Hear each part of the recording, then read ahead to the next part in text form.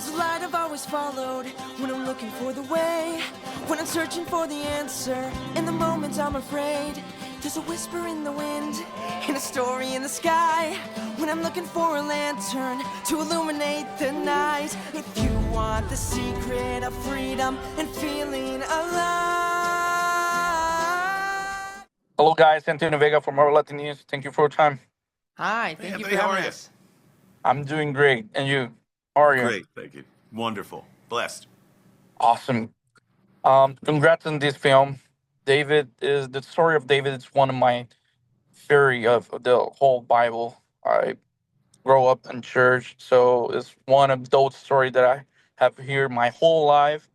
So it's amazing to be watching movies and series before, like John David. I watched that series too about David. So it's so awesome to be watching all this project. So my first question is for both of you. This project has been a massive journey, spanning from the John David series into the feature film.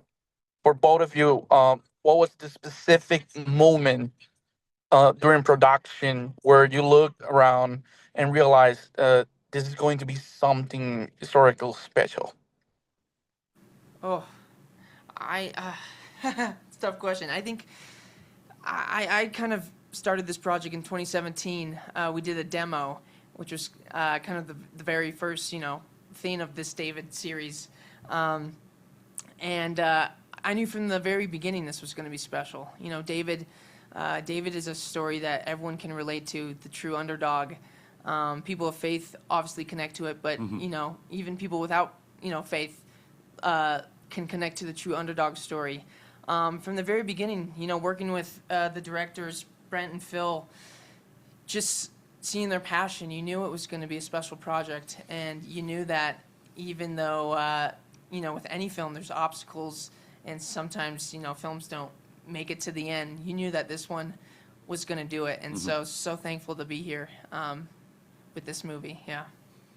Yeah, and for me, it was actually edified by the work that he did in advance of me because of his involvement preceding me by many years. He started the demo off before this got crowdfunded. And when I did the audition and reading the synopsis and everything, I was taken in by it. But then I actually checked out their material because I wanted to make sure that they're sourcing. This is a very big ask. And it's usually when God asks you to do something, it's way bigger than you. And I knew that was okay. But I wanted to see what they'd already produced.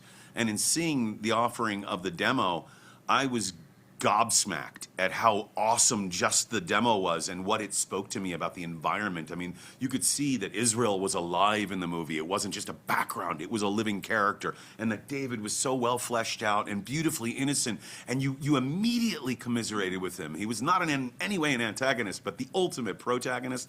And of course, you got all the animals. They do this great, wonderful anamorphic faces that aren't like superhuman, but they just have personalities and they communicate. And Tali was my favorite thing next to David in the demo, and it just sucked me in. I said, if they can pull this off, this may well change the landscape of family films and animation and bring it to another level. I feel like this is definitely met where their vision was from over 30 years ago, and they've successfully gotten it to this point. Awesome. Brandon, for you, you share the character of David with Phil Wickham. So, who plays the adult version of David. Do you two coordinate to ensure the transition Second time we get that going question. to a clean? How do you do that? It's a great question. There wasn't a lot of collaboration, I guess you could say. I did all of young David before they even had Phil Wickham. So the work fell to Phil, actually. Yeah, so Phil had the work to, make sure the transition was smooth.